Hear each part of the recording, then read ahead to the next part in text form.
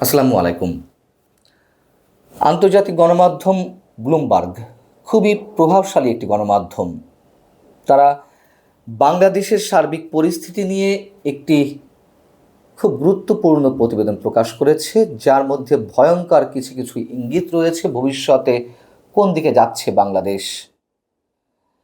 তারা বলছে যে বাংলাদেশে অচিরেই চরমপন্থা মাথাচাড়া দিয়ে উঠতে পারে, এবং বাংলাদেশে যে চরমপন্থা মাথাচাড়া দিয়ে উঠতে পারে এমন একটি আশঙ্কা রয়েছে, সেই কথা আমরা অনেক আগে থেকেই বলছি। বর্তমান সরকারের সময়ে যে শুধু এই কথাটাই বলা হচ্ছে তা নয়, 7 জানুয়ারি নির্বাচনের আগে বা কয়েক মাস আগে থেকে যখন চরম একটি অস্থিতিশীল অবস্থা, চরম একটি অস্থিরতা, সব ক্ষেত্রে একটা চরম নৈরাজ্য সৃষ্টি হয়েছিল, রাজনৈতিক শূন্যতা সৃষ্টি করে রাখা হয়েছিল বছরের পর বছর ধরে। আমরা মাঝে মধ্যে বলছিলাম পলিটিক্যাল ভ্যাকুমের মধ্যে দিয়ে জঙ্গিবাদ বা চরমপন্থারই আসার কথা, এবং সেই কথাটি আবারও মনে করিয়ে দিল ব্লুমবার্গ। আমি খুব বেশি বিশ্লেষণে যাব না, শুধু ব্লুমবার্গ যে কথাগুলো লিখেছে তার অংশবিশেষ আপনাদের সামনে তুলে ধরছি, বাকিটা হিসাব মিলানোর দায়িত্ব অবশ্যই আপনাদের। ব্লুমবার্গ এখানে বলছে যে শেখ হাসিনা সরকারের যখন পতন হয় 5 আগস্ট, তার কিছুক্ষণের মধ্যে মুক্তিযুদ্ধে মানবতা বিরোধী অপরাধের বিচারের জন্য গঠিত যে ট্রাইব্যুনাল, আন্তর্জাতিক অপরাধের ট্রাইব্যুনাল, তার প্রধান কৌশলী তুরিন আফরোজের বাড়িতে ঢুকে পড়েন একদল সন্ত্রাসী, একদল তরুণ। তারা তুরিন আফরোজের শয়নকক্ষে ঢুকে তাকে জিজ্ঞাসাবাদ করেন যে কেন তিনি হিজাব পরা নেই, এবং তারা খুব উচ্ছৃঙ্খল আচরণ করেন ওই তরুণেরা। এক পর্যায়ে তারা তুরিন আফরোজের মাথার চুল কেটে দেন। ওই তরুণেরা তুরিন আফরোজকে কয়েকদিন জিম্মি করে রাখেন এবং তাকে পেন্সিল দিয়ে খুঁচিয়ে আঘাত করেন, তাকে ইসলাম বিষয়ে শিক্ষা দেন। এবং তুরিন আফরোজের ইন্টারভিউ যখন ব্লুমবার্গ করে, তখন তুরিন আফরোজ তার যে মন্তব্যগুলো করেছেন সেগুলো আরও ভয়ঙ্কর, আরও অ্যালার্মিং। তিনি বলেছেন যে তাকে যখন আটকে রাখা হয়, তার উপর যখন নির্যাতন চালানো হয়, তখন তিনি তার চেয়ে বেশি উদ্বিগ্ন ছিলেন তার কিশোরী কন্যাকে নিয়ে, তার মেয়েকে আবার ধর্ষণ না করে এই চিন্তায় তিনি বিভোর ছিলেন।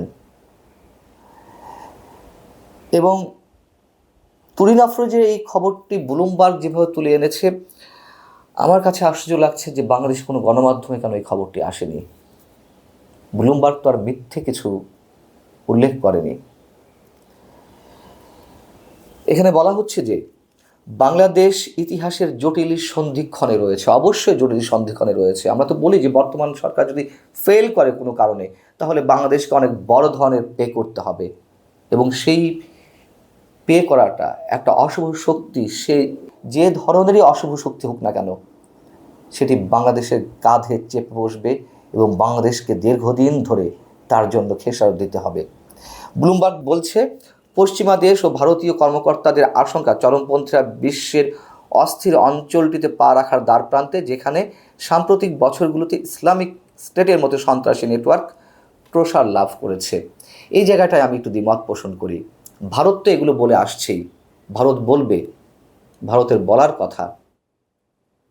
ভারত আবার যে উদ্দেশ্যে কথাগুলো বলছে যে এটি অজুহাত দিয়ে, এটি দোহাই দিয়ে আবার আওয়ামী লীগের পুনঃপ্রতিষ্ঠান, সেটিকে আমরা সাপোর্ট করি না, অন্তত এই জায়গাটিতে।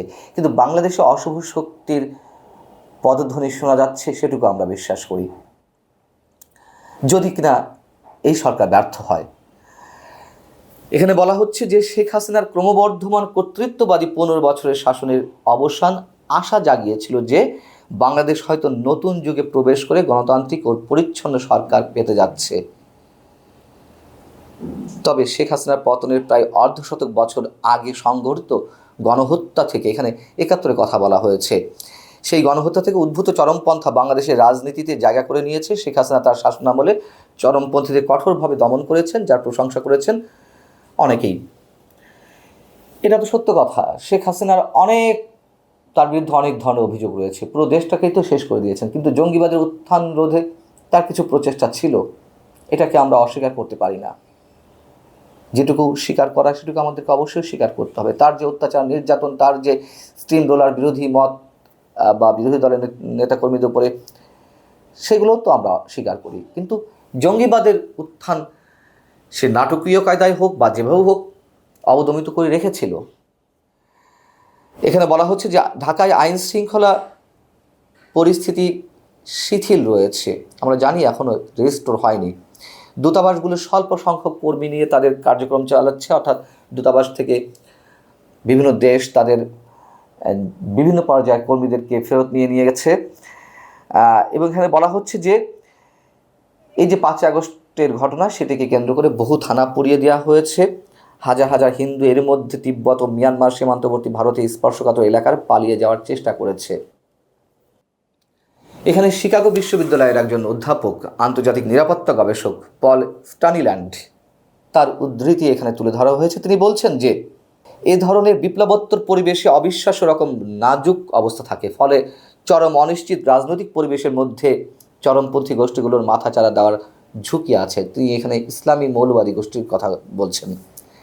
এবং সেনাবাহিনী 18 মাসের মধ্যে যে নির্বাচনের অনুষ্ঠানের একটা প্রতিশ্রুতি দিয়েছে বা তাদের আশাবাদের কথা ব্যক্ত করেছে, ব্লুমবার্গ বলছে এর মধ্যেই আরও কত ধরনের অনাকাঙ্ক্ষিত ঘটনা ঘটে যেতে পারে তার কোনো নিশ্চয়তা নেই। ব্লুমবার্গ এখানে আরও যে কথাগুলো বলছে, এমন প্রেক্ষাপটে সাম্প্রদায়িক সহিংসতার আশঙ্কা বাড়ছে। প্রায় 1 দশক আগে ইসলামপন্থী গোষ্ঠীগুলোর সঙ্গে যুক্ত চরমপন্থীরা ধর্মনিরপেক্ষ ব্লগারদের উপর লাগাতার ছুরি হামলা চালায়। 2016 সালে ইসলামী চরমপন্থীদের একটি দল গুলশানের হোলি আর্টিজানে হামলা চালায় এবং সেখানে নির্বিচারে গুলি চালায়। 1 ডজনেরও বেশি মানুষকে গুলি করে হত্যা করা হয়। হাসিনা ভারত চলে যাওয়ার পর রবীন্দ্রনাথ ঠাকুরের মতন ধর্মনিরপেক্ষ ব্যক্তিদের ভাস্কর্য ভাঙচুর করা হয়েছে। ঢাকা বিশ্ববিদ্যালয়ের নারী অধ্যাপকদের পর্দা করার নির্দেশ দিয়ে চিঠি প্রচারিত হয়েছে। জামাতে ইসলামী উপর থেকে নিষেধাজ্ঞা প্রত্যাহার করা হয়েছে এবং হোলি আর্টিজান বেকারিত্বে জঙ্গি বিরোধী অভিযানে নিহত পুলিশ সদস্যদের স্মরণে নির্মিত যে স্মৃতিসৌধ, সেটি ভেঙে ফেলে ইসলামী চরমপন্থী একটি গোষ্ঠীর পোস্টার টানিয়ে দেওয়া হয়েছে। এই রিপোর্ট নিয়ে নানান ধরনের বিতর্ক থাকতে পারে, পক্ষ বিপক্ষ মতামত চলে আসতে পারে, কিন্তু 5 আগস্ট শেখ হাসিনা পালিয়ে যাওয়ার পর একদিকে যেমন সত্য কথা যে বর্তমান সরকারের বিরুদ্ধে নানান ধরনের ষড়যন্ত্র চলছে, আবার এটিও তো সত্য কথা চরমপন্থী দলের অনেক সদস্যকে ছেড়ে দেওয়া হয়েছে। সেই প্রশ্ন কিন্তু মানুষের মুখে মুখে ঘুরছে যে কেন তাদেরকে ছেড়ে দেওয়া হলো। আল্লাহ হাফেজ, ভালো থাকুন সবাই।